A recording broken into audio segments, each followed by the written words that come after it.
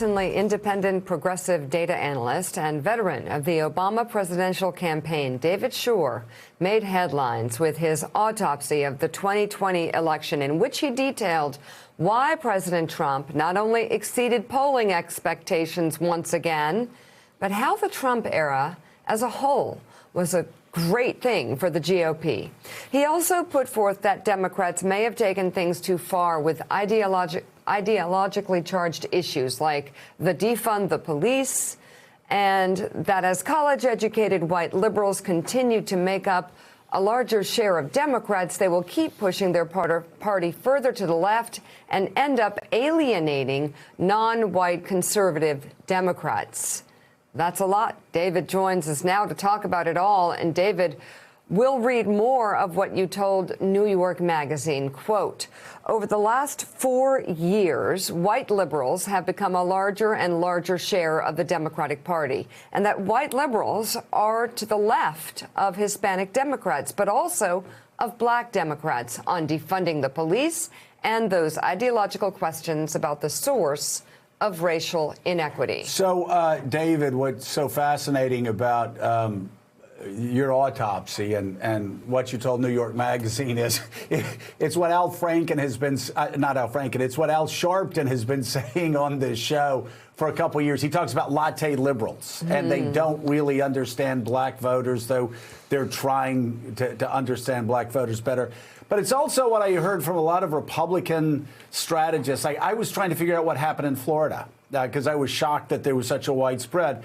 And the very things you talk about in this autopsy, they said their numbers were showing them all along, and they just played on that over and over again. And they think that's why they won so big in Florida. Yeah, no, all of that is absolutely true. When talking about Florida specifically, the numbers are absolutely crazy. We fell something like 14% among Hispanic voters in Florida. That's not margin, that's percent. That means we fell 28% in margin. There are parts of Florida where Hillary Clinton won by 40 points where Donald Trump won by 10. And so I think the magnitude of these changes really suggests that the power that we have to do something. Well, and David, what should be frightening for Democrats is the fact that a lot of us right afterwards said, well, I said this. It must have been the Cuban Americans. It must have been those coming from Venezuela, those coming from Colombia. And I do know that the socialism argument played really well if you look at the inside numbers with a lot of those Hispanic voters. But as you and other people have pointed out, Hispanics broke away from Democrats, even in states where there wasn't a lot of advertising, whether it was New York or California or Massachusetts.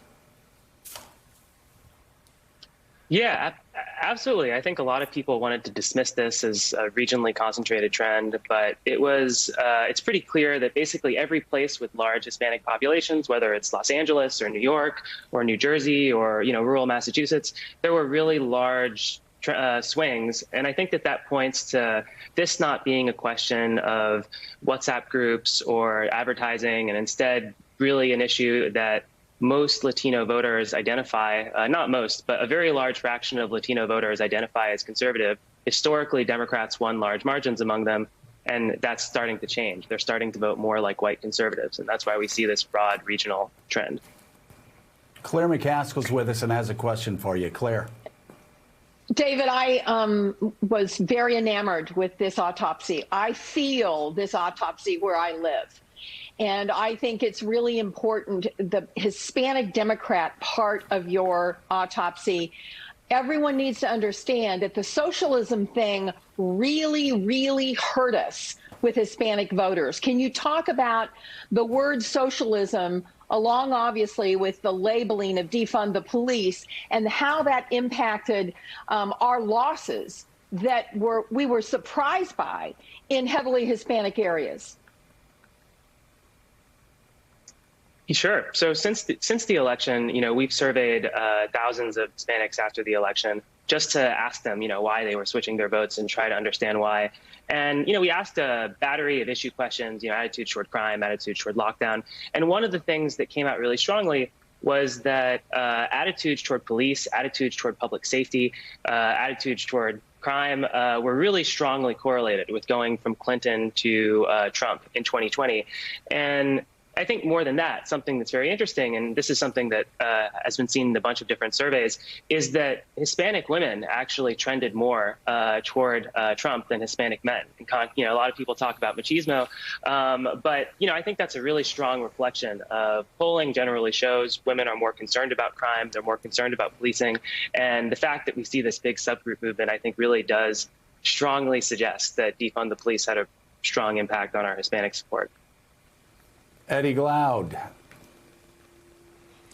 Hi, David. I'm really fascinated by this autopsy report in a number of ways. I really would be interested in you disaggregating the numbers around the Hispanic population, because we know that that's a very differentiated category, and it would fall along different lines, whether you're talking about Cubans, Puerto Ricans, Dominicans, and the like. So I would love to hear more about that. But talk a little bit more about non-conservative black voter. I mean, how did you put it? Non-white conservative black voters, and this defund the police slogan, because there is a sense in which you tend to associate it with white latte liberals, as Al and Joe described them, but it actually comes out of grassroots organizing. I'm thinking about Critical Existence, the Grassroots Law Project. Talk a little bit more about how this slogan kind of impacted voter behavior in the election. I definitely don't want to suggest in any way that, defund the police was concocted by white people. Obviously, it was a function of activists on the ground. But I think it is true that the broader progressive ecosystem, organizations like NextGen or have ended up co-opting a lot of these slogans and trying to co-opt a lot of the energy on the ground. And that ended up associating the brand of the Democratic Party with defund the police. Thank you. Thank you. Thank you. Thank you very much. Thank all of you out there. Thank you as always. Thanks to you at home. Thanks for watching. Thank you so much for letting us into your homes during these extraordinary times.